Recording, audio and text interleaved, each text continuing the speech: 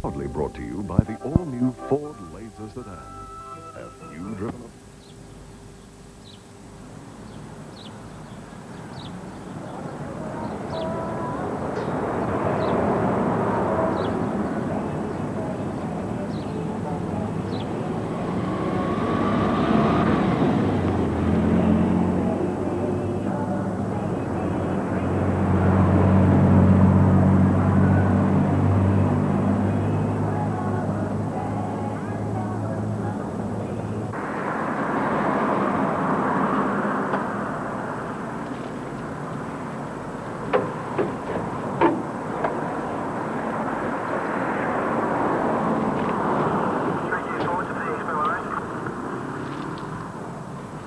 My father's been involved with the ambulance service now for approximately 22, 23 years, and that's in Ballarat.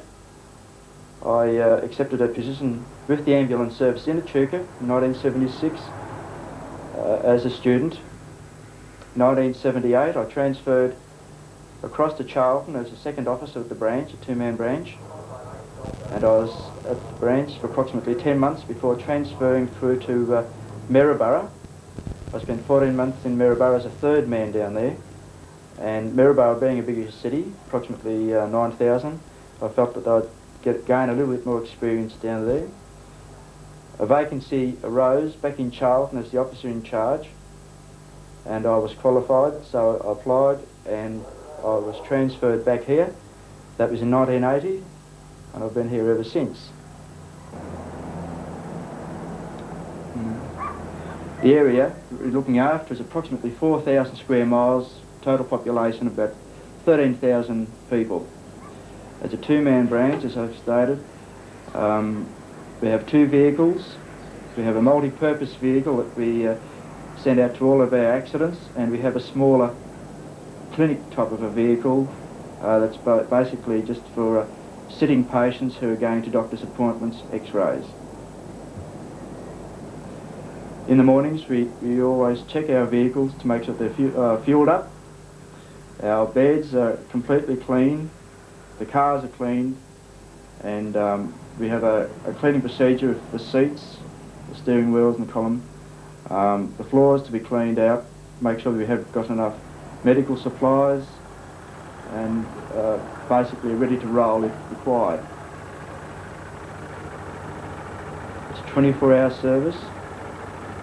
We are working 10 days on, 4 days off, and of an evening we are on an on-call situation where we have to be near the phone all the time.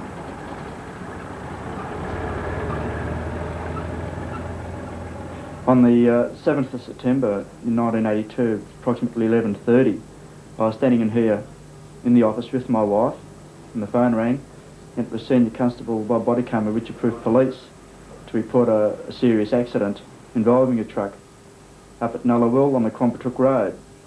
I immediately notified Bendigo and drove straight up, and at the scene of the accident was the police from Richard Proof and myself and a truck driver. The truck went over a bridge, over a culvert, through a fence into a wheat paddock. It had 22 tonne of fruit on board, and that's how it's ended up. We walked around the truck. I came around to the other side and I found the driver. I checked him over. I could find no sign of life. And as we were walking down the truck a bit further, we heard this sound from a child.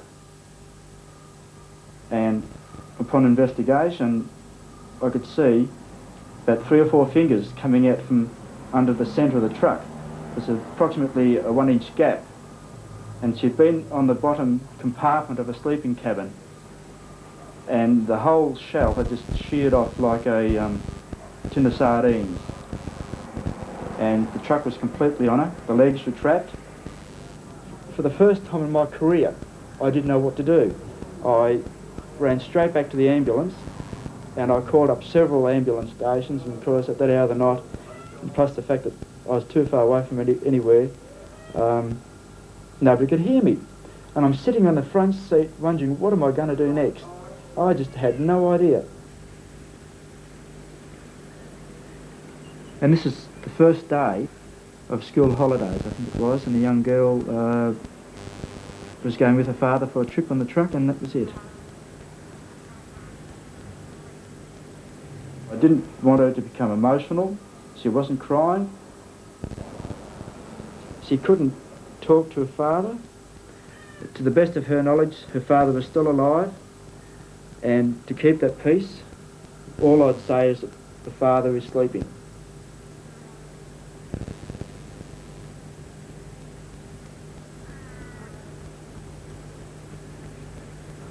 The farmers dug a hole just behind the cabin here. There's a hole just in here. As the truck started to move up, I jumped in the hole and crawled underneath another section of the truck. That's where I moved the father out and slid him out. It was absolutely full of oil and petrol, because these tanks were just spurting petrol out everywhere, or diesel. And this is where I found the girl was right down in the centre there. And that's where I stayed for 3 hours. And she was being compressed by the truck on her. And that's where I pulled her out of.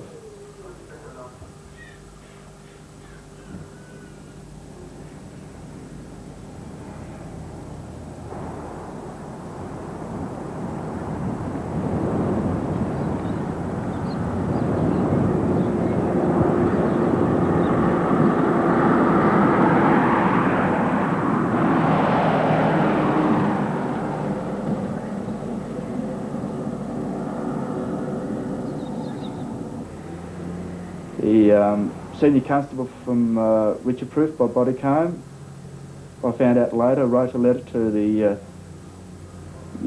Royal Australian, I forgot what it was,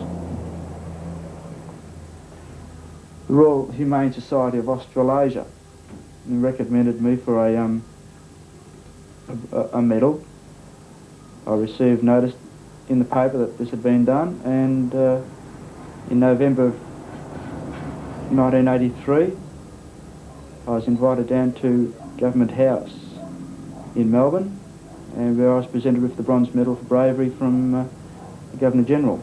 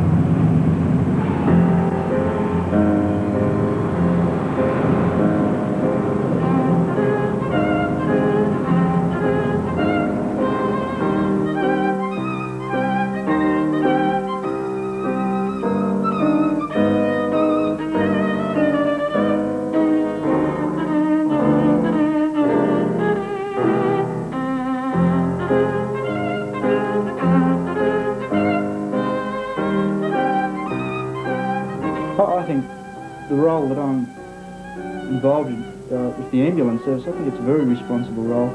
There's no way that I could go down to the hotel every night and get stuck into a drinking session. In fact, with the 10 days on that I work, 7 of those days I'm on call, and for 7 days there's absolutely no alcohol at all. In fact, about the only time I'd ever do go down to the hotel is the local Lions meeting once a month. That is the only time. Now, I think people, if I go down to the hotel every night, it obviously gives a bad impression. Just moving it.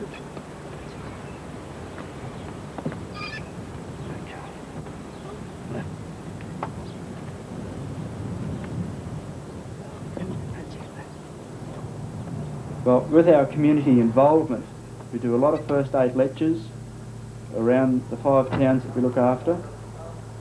We take our ambulances around approximately twice a year. We put air splints on the little kiddies, bandages. We pull the stretchers out and we give them a ride on the stretcher. And we explain that we are there to help. down it. You know, we don't want them to be frightened. At the end of our talk with the kiddies, we put them into the ambulance and we'll take them around the town to see what it's like. And it's no different than any other car. And we'll let them listen to the radio going, and we'll have the sirens on for them, just to take away that aspect of being frightened. I've found, working in a branch, we don't have very many friends because I'm so tied up with work. I'm working, as I said, 10 days straight, then I'm working call every night for 7 nights straight, so therefore we can't go out and socialise. Friendships, we probably got very few friends. We just haven't got the time. I'm just too busy. I could see myself staying within this employment until I do retire. I feel we've got a great deal of respect within the community for the work that we do. My children love being at the ambulance station. Excuse me. Charlton Ambulance. Good, thank you. Yes? Right.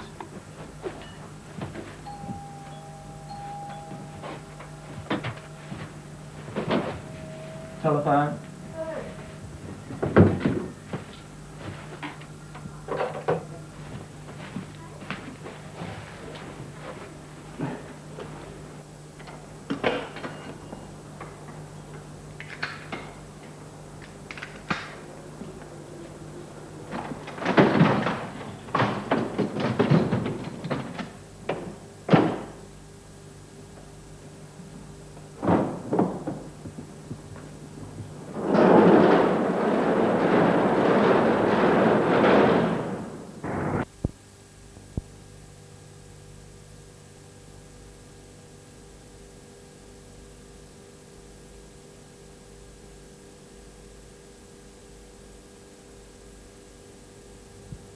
Graeme Rummler is one man on the Sunshine Coast who knows fishing, and Graeme's Nullawil Angler Supplies is the place to catch him and the biggest range of fishing and diving gear in Nullawil.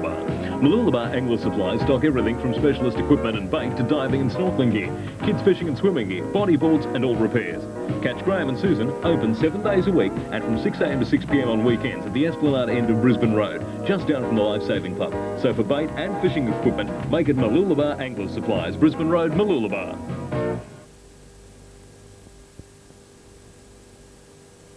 For the best comprehensive fishing gear on the Sunshine Coast, Nullawil Angler Supplies stock it all.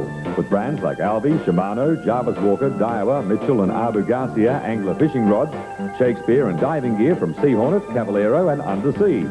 And for advice on where they're biting, catch Graeme and Susan, open 7 days a week, 6 a.m. to 6 p.m. on weekends, at the Esplanade end of Brisbane Road, just down from the Life Saving Club. So for bait and fishing equipment, make it Nullawil Angler Supplies, Brisbane Road, Nullawil. 10th Century Battery From Nullawil Angler Supplies likes to keep an eye on the coast's fishing action, where they're biting, where bait is working. Graeme's wife Sue even takes an active role. So who else would you go to for informed advice? The best names in fishing gear, a big selection of diving gear and all baits. It's Nullawil Angler Supplies. Yeah, with Graeme's insatiable enthusiasm for finding the best fishing spots, you never know where he'll pop up next. Nullawil Angler Supplies, open 7...